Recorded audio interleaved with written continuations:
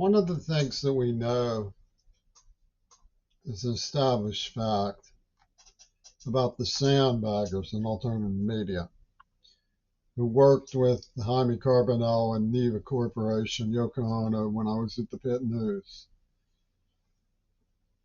before I issued the warning in 1994 that Israel was embarked on revenge for Auschwitz, which was issued at Carnegie Mellon.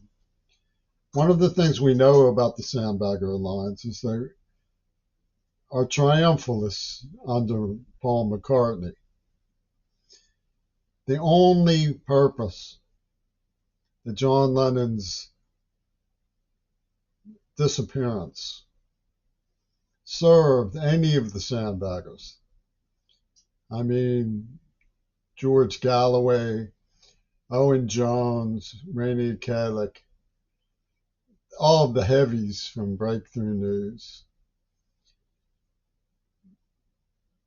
Thomas Merton Center, the NAACP, or Obama's extremist apparatus, Seattle and Pittsburgh, the University of Washington.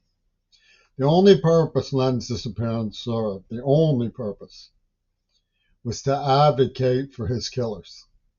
And no matter how you flesh it out, that's what it comes down to.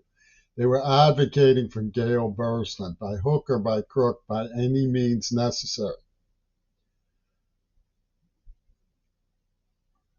Now, what you'll see with these commentators, even when there's darkness and shrouded issues, and most of these people could give you a definition of false flag operations and go into historical anecdotes about Allende in Chile and the United Fruit Corporation. Even if they're not sympathetic to Kennedy, they could talk about his assassination, some of them.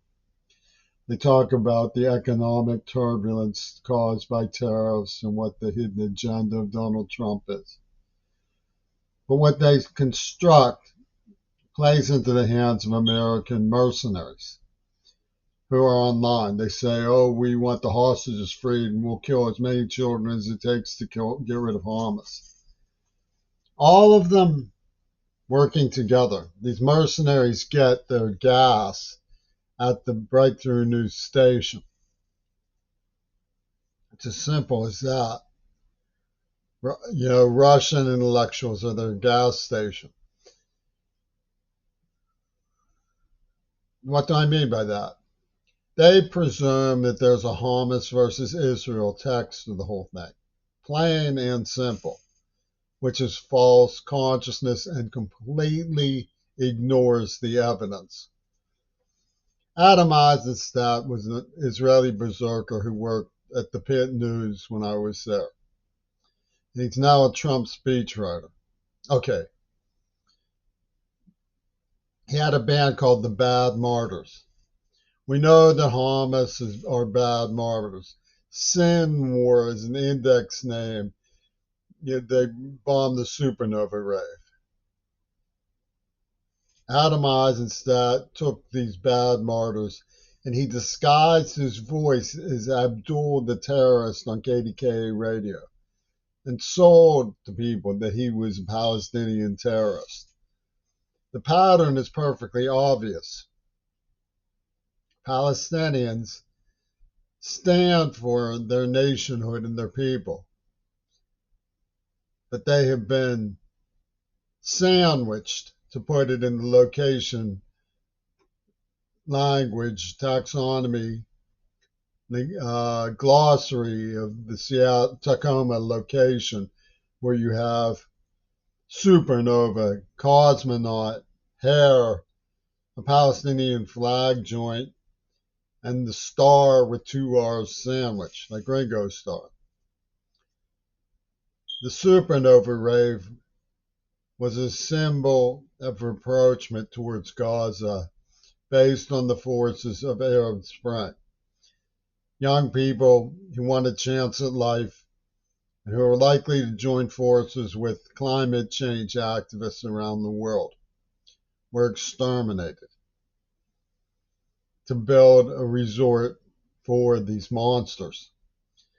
And the people who are covering for them are the very people claiming to be protesting and outraged and indignant about Gaza.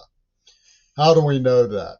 For one thing, there's two factors involved in understanding how we know that. One way we know that is they completely ignore the evidence of real personnel at IDF, real personnel at Trump headquarters, who worked with Hamas and understood them as the baddest of martyrs. And the other way we know is that the only purpose that John Lennon's strange story, written by Gail Burstyn, served is to advocate for the Israeli mercenaries who are avenging Auschwitz. That's the only purpose it serves. To Galloway, Owen Jones, Rainier Kalick, to Brian, to Richard Wolff.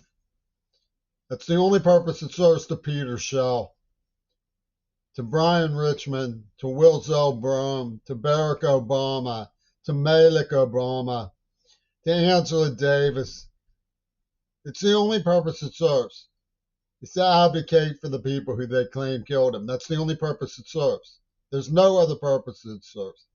You cannot find a single one of them to even admit that I persuaded Boswell to visit Africa, and he pulled Pitt out in affirmation that it was time to divest from apartheid. They can't bear the thought of it.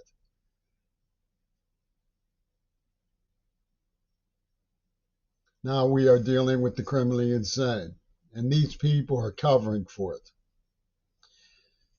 What we know about the situation, a lot of it we know from the bowling alley massacre of Robert Card, who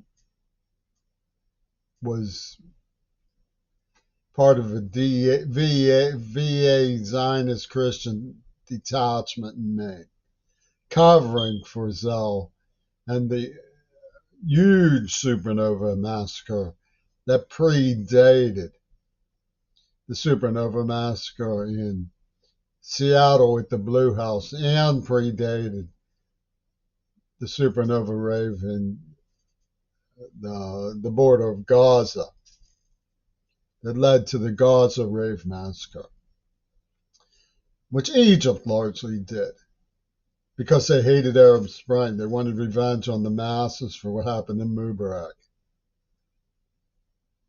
That's the truth of the matter. Galloway can't comprehend the truth, so he lets me publish my digest occasionally. He should be credited for that. It's not that they can't handle the truth. They just can't comprehend it. It doesn't make sense to their sad minds because a magician was at the root of it. A magician from Hollywood working with Hitler Reagan. His name was Ouspensky. He was beloved to Gurdjieff, whose acolyte taught Hitler his hypnosis over the masses moves. Yes, Gurdjieff had a role in the rise of Adolf Hitler. So did Walt Disney. Adolf Hitler was virtually a Disney character, a Disney creation. Ouspensky and his gang in Fayum, Gabriel D'Annunzio, these people the penis Gabriel imitates, came up with the idea of having a starring role where you told people he was killed and moved him into a fourth dimensional super state from which to operate as though from the beyond. This is how these supernaturalists came to haunt our society in the name of UW dialectical spinner beanies. God save us from the spinner beanies.